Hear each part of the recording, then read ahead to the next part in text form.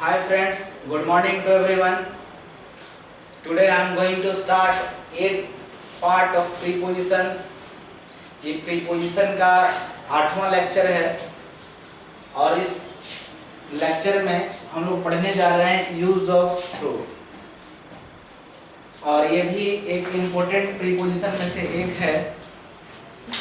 जैसे थ्रू का प्रयोग कहाँ करते हैं, तो इसका हम फिलहाल 2 केस में इसको डील करने की कोशिश कर रहे हैं। केस फर्स्ट,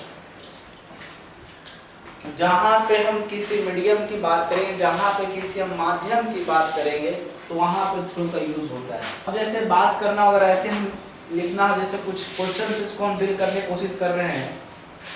जैसे क्वेश्चन है ही, अब यहाँ पे थ्रू का प्रयोग आप खुद देखें कि यहाँ पे जो थ्रू का प्रयोग हुआ है वो किस अर्थ में हुआ है। वह उसको इस चीज की जानकारी किसके माध्यम से मिला, तो न्यूज़पेपर के माध्यम से मिला, या वह इस चीज को न्यूज़पेपर के माध्यम से जाना। अब कहने का मतलब है कि यहाँ पे माध्यम के सेंस हम यहाँ पे थ्रू का प्रयोग कर रहे हैं, या हम ऐसे लिखेंगे। अब कहने का मतलब यहाँ पे ये है कि अगर हम मीडिया की बात करें, है ना, तो ये न्यूज हमें मीडिया के थ्रू मिला या न्यूज़पेपर के थ्रू मिला, तो यहाँ पे थ्रू का यूज क्या है।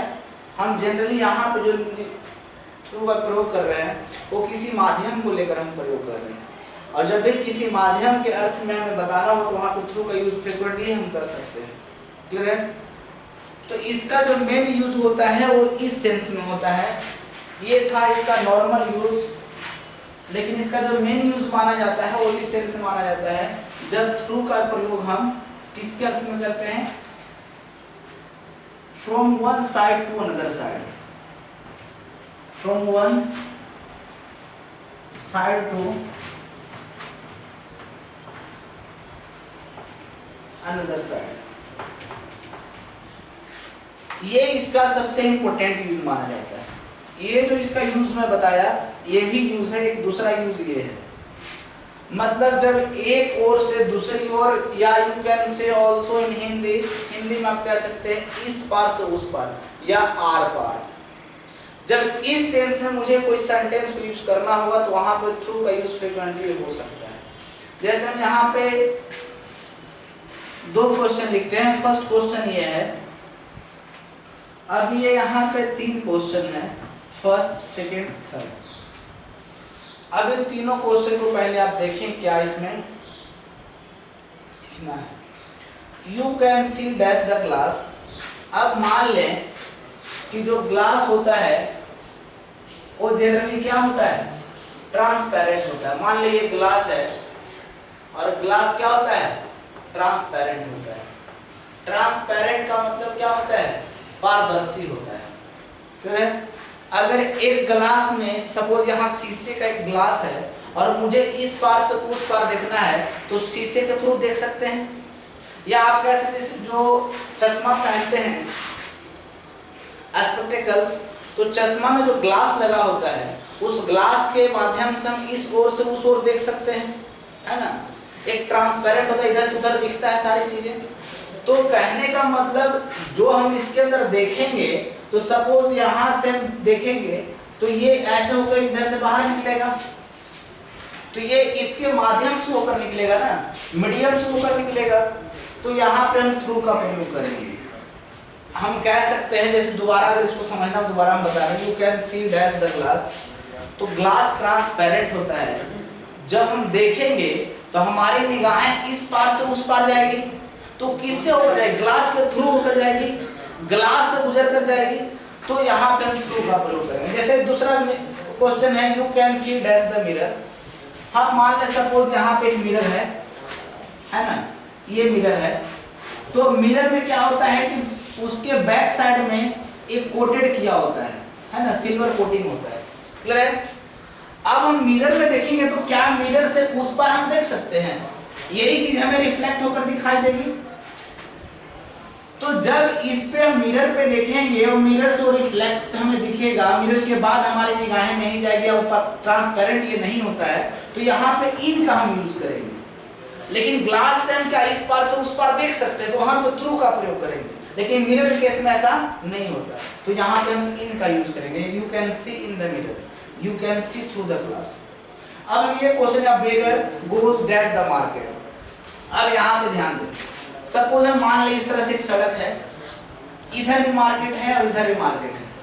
एक बेगर है, भिखारी है, सपोज यहाँ से चलता है वो, तो हो सकता है कभी इस दुकान पे जाए, कभी इस दुकान पे जाए, कभी इस दुकान पे, कभी इस दुकान, तो क्या इस रास्ते से होकर गुजरेगा ना।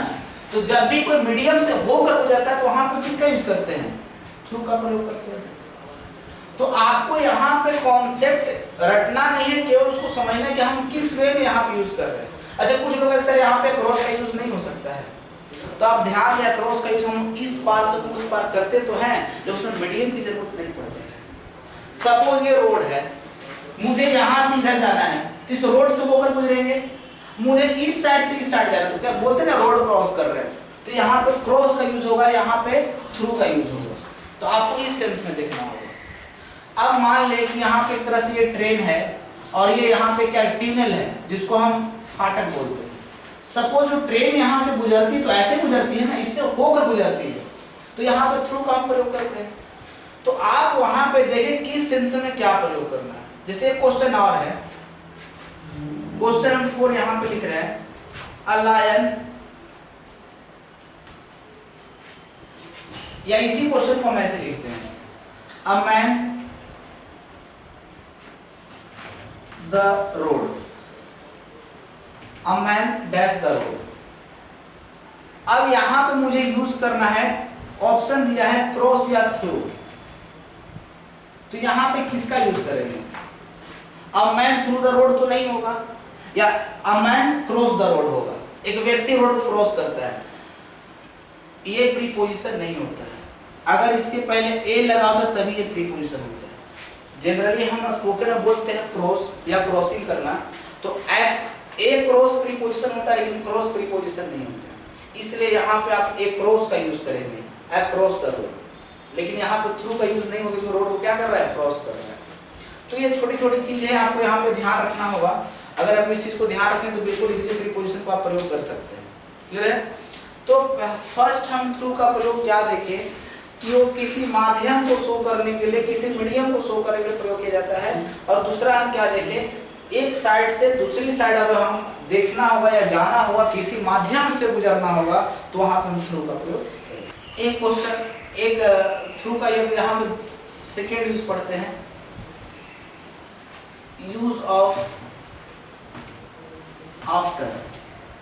यूज ऑफ आफ्टर, आफ्टर का प्रयोग कहाँ करते हैं, तो इसका भी केस नंबर फर्स्ट मैं यहाँ पे लिख रहा हूं। इसका केस नंबर फर्स्ट है, in case of time expressing word.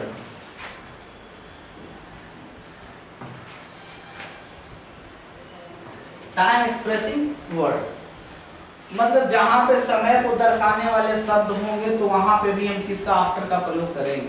जैसे क्वेश्चन फर्स्ट है, he comes here after 2 days, वह यहाँ he always का यूज करेंगे, he always comes here after 2 days, वह यहाँ हमेशा 2 दिन के बाद आता है, हर दूसरे दिन के बाद यहाँ पे आता है। तो यहाँ पे हम एक सीक्वेंस को शो कर रहे हैं, आफ्टर मतलब उसके बाद, ये टाइम को यूज कर रहे हैं, है ना। तो उस केस में हम आफ्टर का प्रयोग करेंगे। अब एक क्वेश्चन यहाँ पे मैं दे रहा हूँ, आप खुद उसको सोल्व करेंगे। क्वेश्चन ये है, he goes to attend meeting dash 10 AM every day, वह प्रत्येक दिन 10 बजे के बाद मीटिंग अटेंड करने जाता है। तो 10 बजे के बाद यहाँ पे हम किसका प्रयोग करेंगे, आफ्टर का प्रयोग करेंगे। आफ्टर का मतलब यहाँ पे बाद के अर्थ में है, बाद के अर्थ में है, मतलब आफ्टर इसके बाद, है ना। और जब किसी समय को दर्शाएंगे, इसके बाद, उसके बाद, इस समय के बाद, इस महीने के बाद, इस वीक के बाद, इस दिन के बाद, तो उस अर्थ में हम आफ्टर का प्रयोग करेंगे। क्लियर है। नेक्स्ट है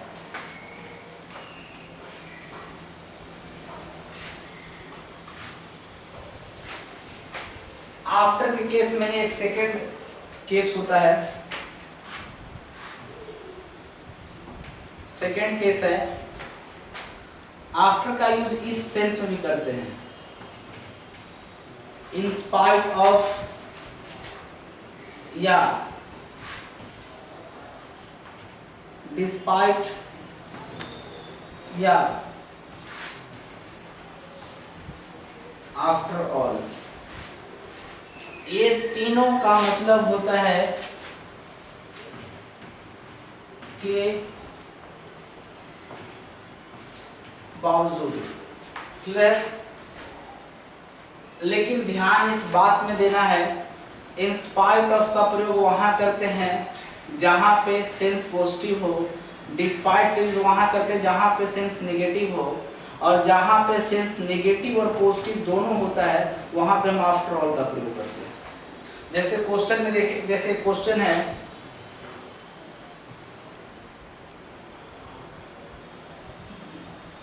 all the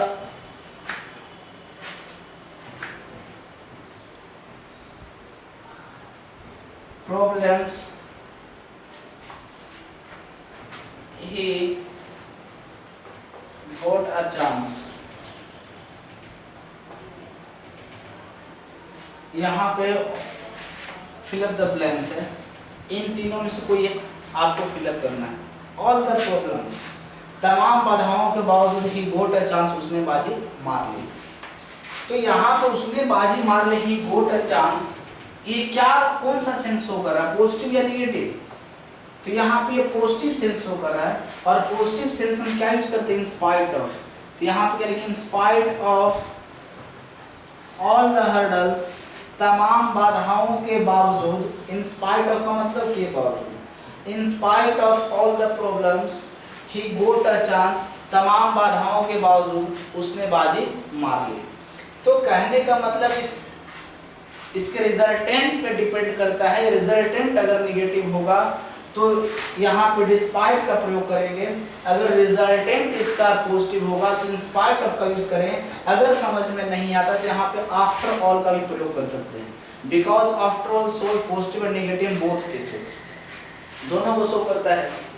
अब ये क्वेश्चन सपोज ऐसे है, अब यहाँ लिखेंगे तमाम सुविधा होने के बावजूद ही लॉस्ट अ चांस, और अपना बाजी गवा दिया या अपना मौका गवा दिया। अब यहाँ पे हम लिखेंगे, इसका रिजल्टेंट देखेंगे, ही लॉस्ट अ चांस, ये रिजल्टेंट इसका निगेटिव है या पॉजिटिव है, तो हमें पता चलता है इसका रिजल्टेंट क्या है, निगेटिव है। तो निगेटिव के अर्थ में डिस्पाइट का यूज करते हैं, तो यानी क्या लिखेंगे, despite all facilities he lost a chance.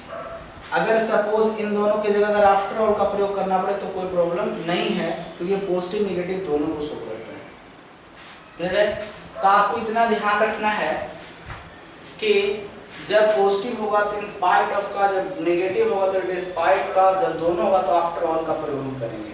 जैसे after all the problems he got a chance, after all facilities he lost a chance. तो कहने का मतलब आपको इस अकॉर्डिंग टू सेंस आपको इसमें फुलफिलमेंट करना है। नेक्स्ट यूज हम लोग पढ़ने जा रहे हैं, use of round and around. Round and around का प्रयोग कहाँ करते हैं उसको आज हम देखेंगे, और दोनों का दिखने में दोनों लगभग एक जैसे लगते हैं, लेकिन दोनों का सेंस ऑफ यूज अलग अलग है। राउंड का यूज हम वहाँ करते हैं जब किसी वृत्ताकार या सर्कल पाथ पे हमें रोटेट करना हो, या किसी स्क्वायर पाथ पे हमें रोटेट करना हो, मतलब किसी फिक्स्ड पाथ पे अगर रोटेट करना होगा, है ना, तो वहां पे हम लोग राउंड का प्रयोग करते हैं। अराउंड का मतलब होता है, इसको देखा जाए तो चारों ओर, चारों ओर। अब इसको हम ऑप्शन से समझने की कोशिश करते हैं। डाइनिंग टेबल,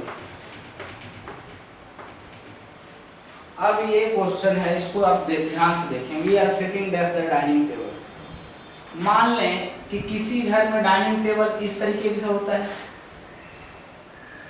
रेक्टेंगुलर शेप में, या किसी घर में डाइनिंग टेबल इस शेप में होता है, या किसी घर में डाइनिंग टेबल इस शेप में होता है।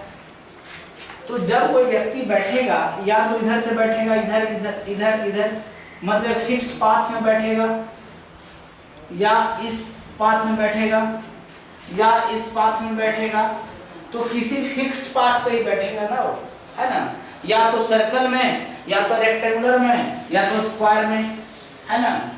तो इसके लिए हम किसका यूज करेंगे? राउंड का।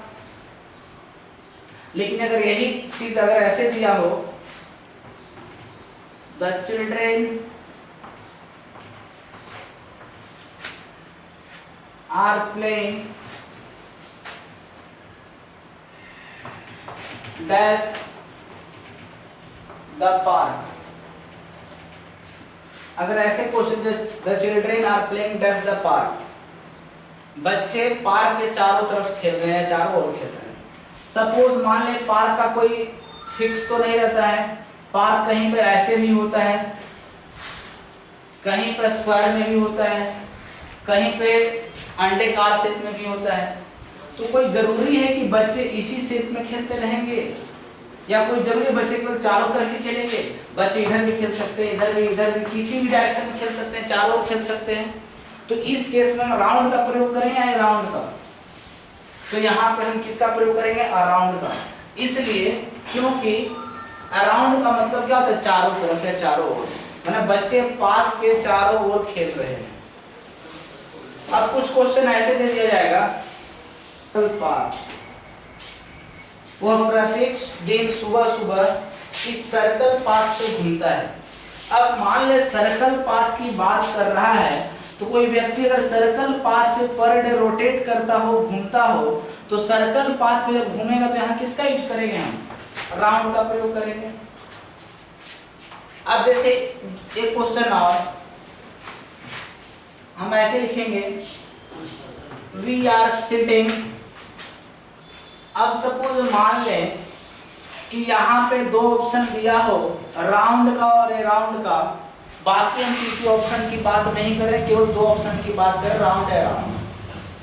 अब we are sitting dash the temple, यहाँ पर राउंड का हम प्रयोग करेंगे या राउंड का प्रयोग करेंगे? आप खुद इसको सोच कर देखिए। हम मान लें थोड़ी देर के लिए कि मान लें टेम्पल यहाँ पे है ना, तो कोई जरूरी तो नहीं है कि इसके सर्कल में ही कोई बैठा होगा, कोई जरूरी तो नहीं है कि सर्कल में कोई बैठा होगा, हो सकता है कोई इधर, हो सकता है कोई इधर, कोई इधर, कोई इधर कहीं बैठा होगा। तो यहाँ पे किसका हम प्रयोग करेंगे? अराउंड का।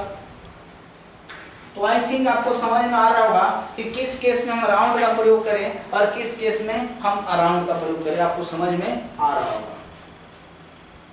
आगे बढ़ते हैं।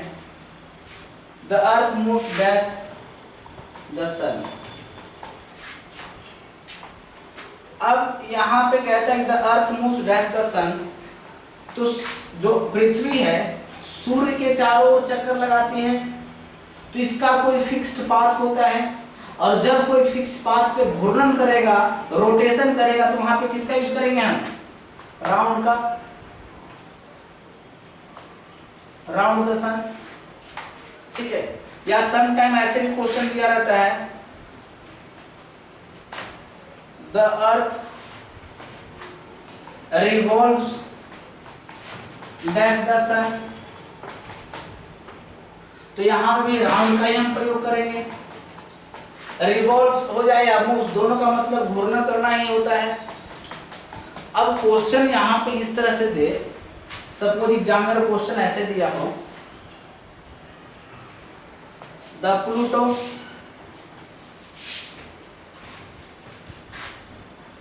Moves dash the sun. अब इस केस में आपको ऑप्शन राउंड है, राउंड हो, तो क्या यूज करेंगे आप? तो यहाँ जो प्लूटो है, जिसको ग्रहों से बाहर कर दिया गया है, इस प्लूटो कोई फिक्स्ड पाथ नहीं होता है। हालांकि आप जानते भी होंगे कि प्लूटो का साइज छोटा होने के कारण, है ना, और ये फिक्स्ड पाथ पे नहीं घूमने के कारण इसको ग्रह से, सौरमंडल से बाहर कर दिया गया, जिसके कारण से इसका फिक्स्ड पाथ नहीं होता है। तो यहाँ पर हम किसका यूज करेंगे? अराउंड का, कि कहीं पे भी चला जाता है।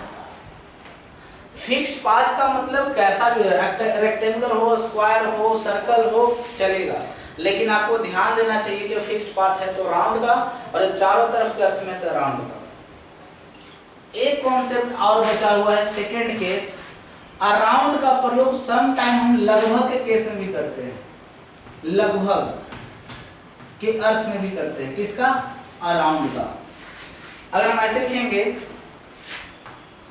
Around 10,000 devotees goes to Shirdi every year, मतलब लगभग 10,000 श्रद्धालु प्रत्येक साल शिरडी जाते हैं।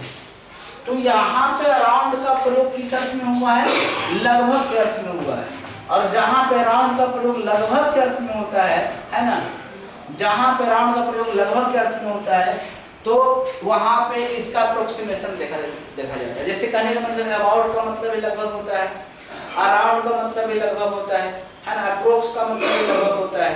तो इन तीनों का प्रयोग दूसरे के अर्थ में हम लोग कर सकते हैं, कोई प्रॉब्लम नहीं है। अराउंड की जगह में अबाउट का प्रयोग कर सकते हैं, अबाउट की जगह अराउंड का प्रयोग कर सकते हैं, अप्रोक्स की जगह, तो कोई प्रॉब्लम नहीं, क्योंकि तीनों का मतलब क्या होता है? लगभग होता है। तो अराउंड का सेकंड केस है कि अराउंड का यूज हम लोग लगभग के अर्थ में भी करते हैं। क्लियर है? तो हम देखते हैं क्या कि अराउंड का दो प्रयोग पढ़े, है ना। आप इसको रिवाइज करें, आप देखें क्या कि पूरा के पूरा प्रीपोजिशन, लगभग प्रीपोजिशन यहाँ तक हम कवर कर चुके हैं, सिंपल प्रीपोजिशन। क्लियर है? यहाँ तक हम लोग सिंपल प्रीपोजिशन कवर कर चुके हैं। अब इसके बाद जो आपको पढ़ाई करना है वो कॉम्प्लेक्स प्रीपोजिशन पढ़ाई करना है और कंपाउंड प्रीपोजिशन को पढ़ाई करना है, जो कि इससे बिल्कुल डिफरेंट होता है ना। उसमें हर एक छोटे से छोटे माइनर चीजों का ध्यान रखना पड़ता है कि किस कंडीशन में किसका यूज करेंगे, और उसमें सम टाइम एक शब्द के साथ 3-3, 4-4 प्रीपोजिशन का प्रयोग करते हैं, लेकिन सबका यूज ऑफ सेंस अलग अलग होता है, और उससे आपकी इंग्लिश और इम्प्रूव होती है, उससे आपका स्पोकन और इम्प्रूव होता है। क्लियर है? और उसी से कंपटीशन बेस्ड पे क्वेश्चन आते हैं। क्लियर है? तो आपको ध्यान रखना है simple preposition only for board examination, लेकिन जो कंपाउंड प्रीपोजिशन होता है कॉम्प्लेक्स और जनरली कंपटीशन के लिए होता है। क्लियर है? तो आप पहले कमेंट बॉक्स में कमेंट करेंगे कि आपको कंपटीशन लेवल का प्रीपोजिशन पढ़ना है। क्लियर है? तो जिसके जितना हमें कमेंट आएगा उसके अनुसार से हम डिसाइड करेंगे कि कंपटीशन लेवल का हमें प्रीपोजिशन पढ़ाना है या नहीं पढ़ाना है। क्लियर है? क्योंकि अभी तक हम जो चर्चा कर रहे थे, जो डिस्कशन कर रहे थे, बोर्ड लेवल का था, और यहाँ तक हम टोटल प्रीपोजिशन को पढ़ चुके हैं, है ना। प्रीपोजिशन बोर्ड के लिए ये मोर देन एनफ है, लेकिन जो बच्चे चाहते हैं कि नहीं मुझे एयरफोर्स का एग्जाम देना है, कंपटीशन का एग्जाम देना है, या और भी अदर कॉम्पिटिटिव एग्जामिनेशन देना है, फेस करना है, तो हमें कमेंट बॉक्स में कमेंट करें कि हाँ सर मुझे और प्रीपोजिशन का वीडियो प्रोवाइड किया जाए, तो उसके ऊपर और हम वीडियो बनाएंगे, प्रीपोजिशन का एडवांस लेवल का वीडियो बनाएंगे, है ना। तो तब तक आप उसको रिवाइज करें, क्वेश्चन सोल्व करें, किसी बुक से जहाँ प्रॉब्लम होता है जरूर हमें कमेंट करें। क्लियर है? Next for watching video. Thank you.